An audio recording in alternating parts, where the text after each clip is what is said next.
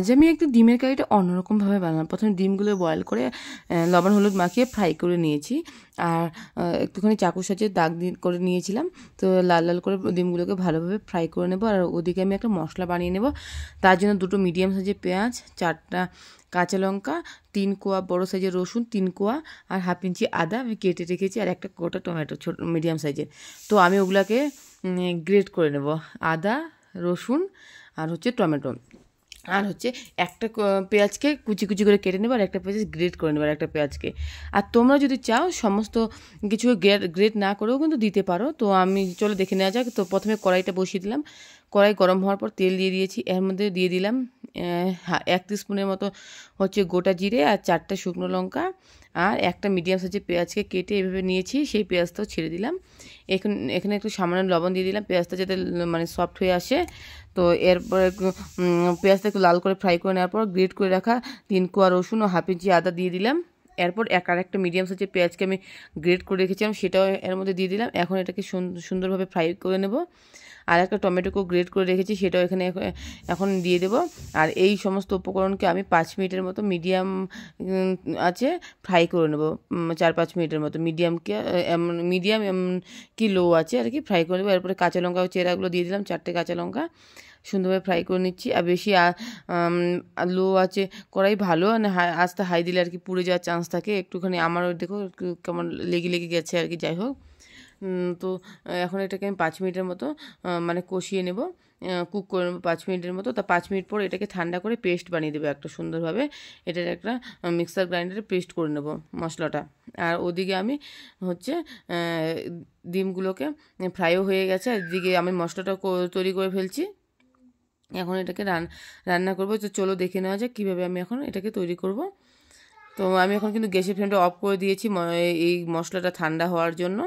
আর তোমরা যদি চাও পেঁয়াজটাকে এইভাবে 2টো পেঁয়াজকে কেটে আর গোটা রসুন আদা টুকরো দিয়েও কিন্তু এটাকে ফ্রাই করে করতে পারো, গ্রেট না করলেও চলবে। আর টমেটোটাও কেটে দিতে পারো। ওইদিকে আমি ফোড়ন দিয়ে দিলাম, ফোড়নের জন্য দিয়ে দিলাম তেল দেওয়ার পর দিয়ে সামান্য গোটা জিরে আর 2টো শুকনো লঙ্কা দিয়ে দিয়েছি। আর এই মশলাটা আমি পেস্ট করে নিয়েছিলাম, মশলাটা দিয়ে দিলাম। মশলাটা যেহেতু আমার আগে থেকেই অনেকটা কুক করা ছিল, তাই খুব একটা টাইম এখন লাগবে না। তো এখানে দিয়ে দিলাম হাফ টিস্পুন জিরে গুঁড়ো, হাফ টিস্পুন ধনে গুঁড়ো, আর খুব সামান্য পরিমাণ লাল লঙ্কা গুঁড়ো, কারণ লাল লঙ্কা গুঁড়োটা কম দিলাম।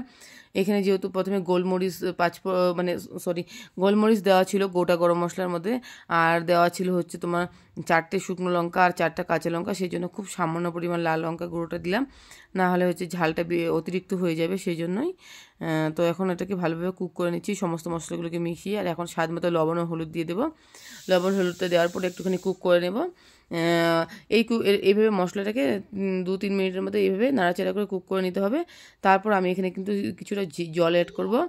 জলটা অ্যাড করার কারণ মশলাটা পুড়ে যাওয়ার চান্স থাকে, সেই জন্যই। আর এই জলটা দিয়েও একটু মশলাটাকে আমি কষিয়ে নেব। তো এই রান্নাটা একটু কষিয়ে করতে হবে, তাই একটুখানি টাইম লাগবে এখন একটু। তো যাই হোক, প্রথমে 3 মিনিটের মতো আমি কষিয়ে নিয়েছিলাম মশলাগুলোকে অ্যাড করার পর। এখন আবার এই যে জলটা যতক্ষণ না শুকায় ততক্ষণ ওয়েট করব। তো জলটা শুকিয়ে যাবে, দেখো শুকিয়ে আসছে। জলটা শুকিয়ে আসলে কী হবে, মশলা থেকে তেলটা ছেড়ে আসবে, আর এটা খেতেও টেস্টটাও একটু অন্যরকম হবে। সেই জন্যই আমি ভালোভাবে জলটা দিয়ে মশলায় কষিয়ে নিয়েছি। নাহলে জলটা না দিলেও চলতো, ডাইরেক্ট গ্রেভির জন্য আমি জল দিতে পারতাম, বাট আমি দিইনি, কারণ এটা একটু কষিয়ে রান্না করলে স্বাদটা অসাধারণ হয়। সেই জন্য আমি এখানে ওইটাকে জলটা দেওয়ার পর কষিয়ে নিলাম। এখন আমি গ্রেভির জন্য জল দিয়ে দিলাম। তোমরা তোমাদের প্রয়োজন মতো জলটা ইউজ করবে। আমি আমার প্রয়োজন মতো জল দিয়ে দিয়েছি, গ্রেভি যতটা লাগে সেই অনুযায়ী। তারপর আমি ডিমগুলো দিয়ে দিলাম। এখন চাইলে তোমরা একটু গরম মশলা গুঁড়ো এর মধ্যে অ্যাড করে দিতে পারো সামান্য পরিমাণ। বাস, আমার ডিমের কারিটা রেডি। আমার এই রেসিপিটা যদি তোমাদের ভালো লেগে থাকে অবশ্যই লাইক কমেন্ট শেয়ার করতে ভুলো না কিন্তু।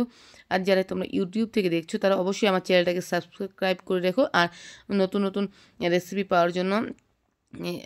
আর আমার এই রেসিপিটা তোমাদের ভালো লেগে থাকলে অবশ্যই ট্রাই করো।